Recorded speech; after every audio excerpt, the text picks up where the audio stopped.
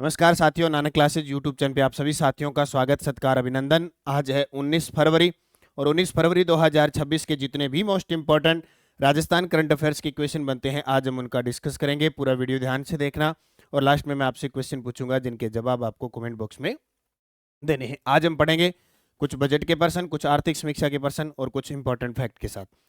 देखिए, आज हम भारत विस्तार किसानों के लिए भारत विस्तार किसानों के लिए नया डिजिटल साथी बना है। एक भारत विस्तार को लॉन्च किया है स्पेशल किसानों के लिए। एआई की दुनिया में किसान क्या कर सकते हैं। आर्थिक समीक्षा 2025-26 राज्य का कुल निर्यात और जयपुर में राज्य का प्रथम नेफेड बाजार। इसकी पूरी विस्तृत और डेली सुजस अपडेट के साथ करते हैं आज की क्लास। राजस्थान की आगामी सभी भर्तियों के लिए ये इंपॉर्टेंट होगा। सबसे पहले हमने कल क्या पढ़ा था, 18 फरवरी को हमने क्या पढ़ा कि बहरीन में पैरा बैडमिंटन विश्व चैंपियनशिप 2026 में कृष्णा नागर ने कितने पदक जीते? 2। एक व्यक्तिगत में जीता और एक मिक्स्ड में जीता। बजट 2026-27 में घोषित संत श्री दुर्बलनाथ जी का पेनोरमा है वो बांदीकुई दौसा के अंदर स्थापित होगा। राज्य में पर्यटन अवसंरचना विकास हेतु 5,000 करोड़ रुपए से अधिक के कार्यों के लिए एक कोष का गठन किया जाएगा जिसका नाम होगा राजस्थान पर्यटन अवसंरचना व क्षमता निर्माण कोष। फिर हमने पढ़ा पश्चिमी राजस्थान की मरुस्थलीय संस्कृति के संरक्षण हेतु थार सांस्कृतिक सर्किट किन जिलों को मिलाकर बनाया जाएगा? तो जैसलमेर, जोधपुर, बीकानेर, बाड़मेर, जालोर। और राज्य की प्रमुख स्थापित कुल विद्युत क्षमता दिसंबर 2025 तक 31,556.43 मेगावाट हो गई। ये हमने कल पूरी डिटेल के साथ पढ़ा था। और डेली इसका टेस्ट जिस साथी ने नानक क्लासेज ऐप में ये Rajasthan current affairs 2026 all in one test series join कर रखी है जिसमें आपको daily test, weekly test, monthly test भी मिलता है, मंथली पीडीएफ भी मिलती है और मंथली आपको वीडियो मिल जाता है। तो सभी साथी नानक क्लासेज ऐप पे जाके ये टेस्ट सीरीज ज्वाइन कर लें जो आपको 31 दिसंबर 2026 तक इसमें डाटा मिलेगा, हर महीने की पीडीएफ मिलेगी और 2025 का करंट आपको इसमें निःशुल्क पूरा दिया जा रहा है। उसी प्रकार राष्ट्रीय अंतर्राष्ट्रीय हमारा प्रताप क्लासेज पे चलता है।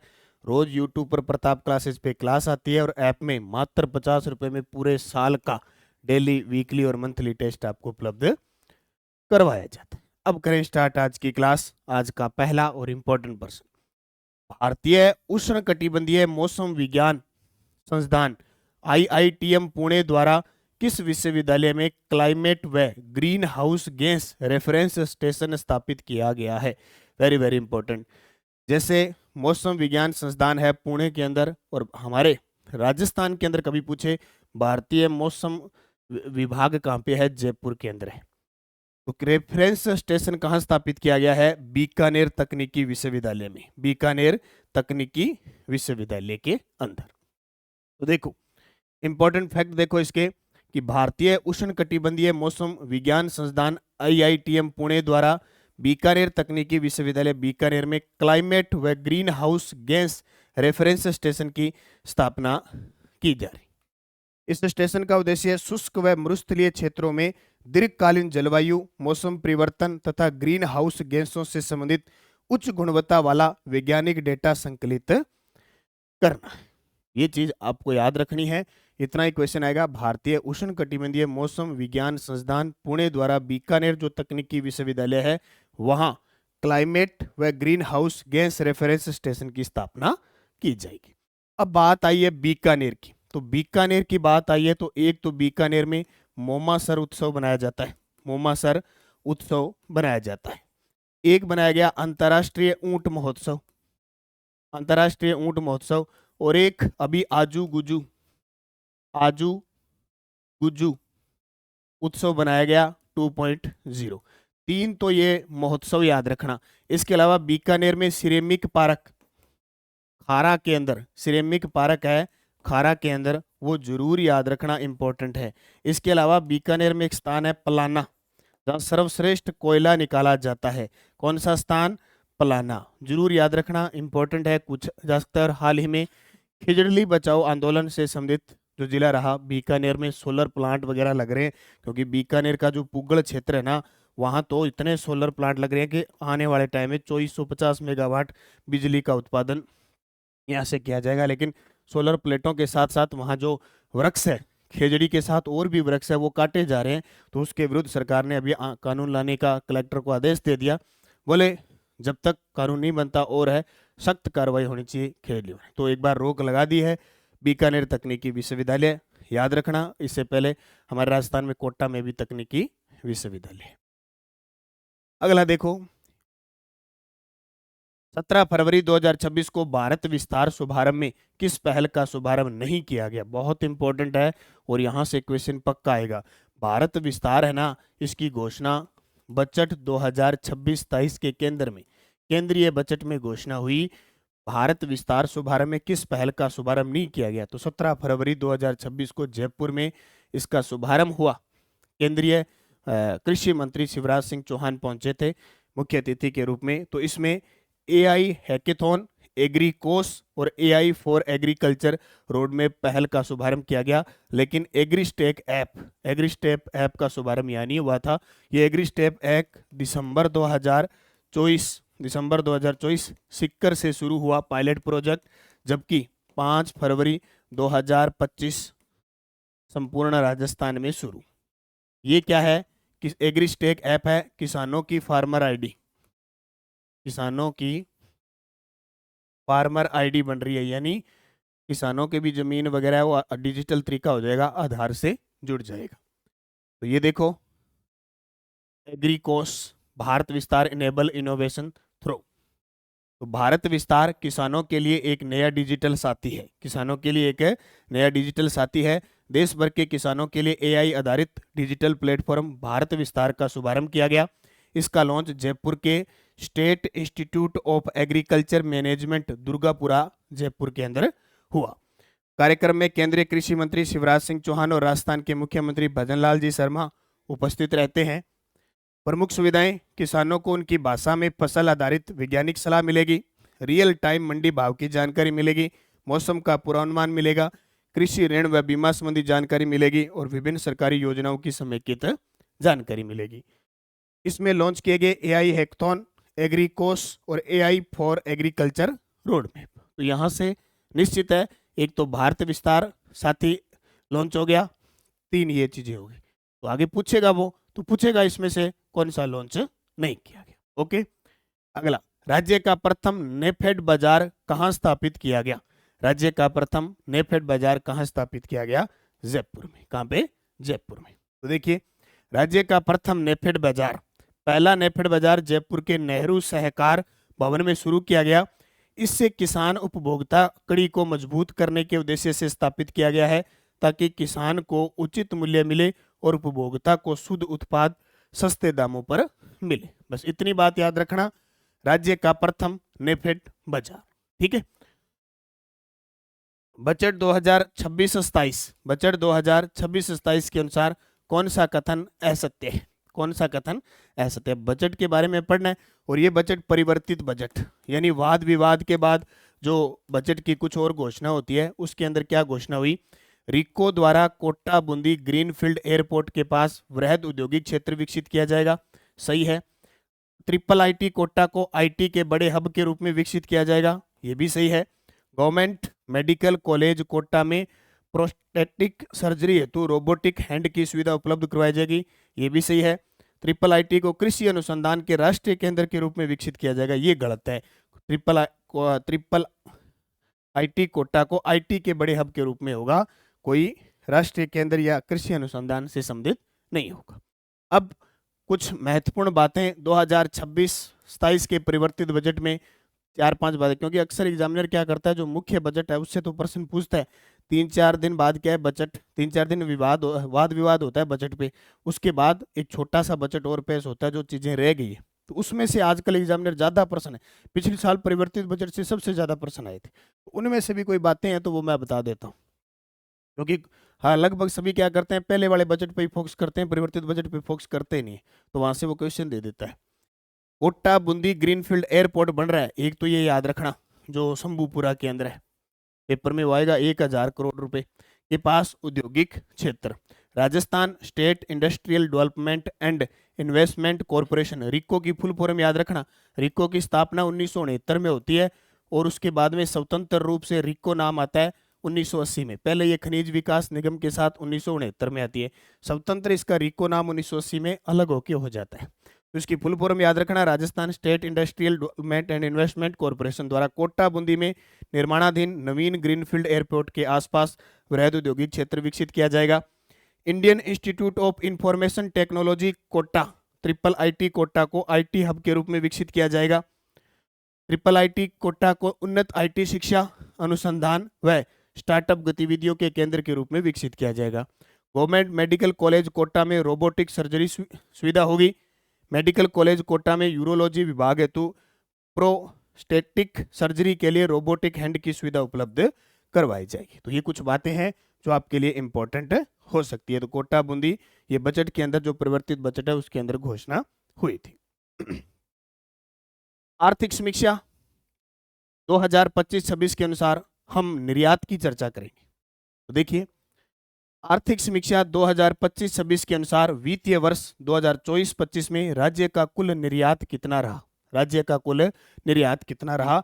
तो 97,171.68 करोड़। आर्थिक समीक्षा 2025-26 के अनुसार वित्तीय वर्ष, ये पीछे का आएगा, 2024-25 में राज्य का कुल निर्यात कितना रहा? 97,171.68 crore. Very very important question है, पक्के छपेंगे। मैं वो आर्थिक समीक्षा के क्वेश्चन करवा रहा हूं जो हर साल पेपर में पूछे जाते हैं। देखो, राज्य के निर्यात में वृद्धि हुई है वित्तीय वर्ष 2023-24 से 2025-26 तक अगर बात करें तो वित्तीय वर्ष 2024-25 में कुल निर्यात हुआ 97,000, प्लस में है ये बराबर का निशान है, 97,171.68 करोड़। 2022-23 की तुलना में 83,704.24 करोड़ से 16% की वृद्धि हुई है। यानी जो 2023-24 के अंदर 83,704.24 करोड़ था वो 2024-25 में बढ़कर 97,171.68 करोड़ हो गया, यानी लगभग 16% की वृद्धि है। ठीक है, इन वृद्धि से क्या होता है कि लगभग 5 ऐसी वस्तुएं हैं जिनका निर्यात में योगदान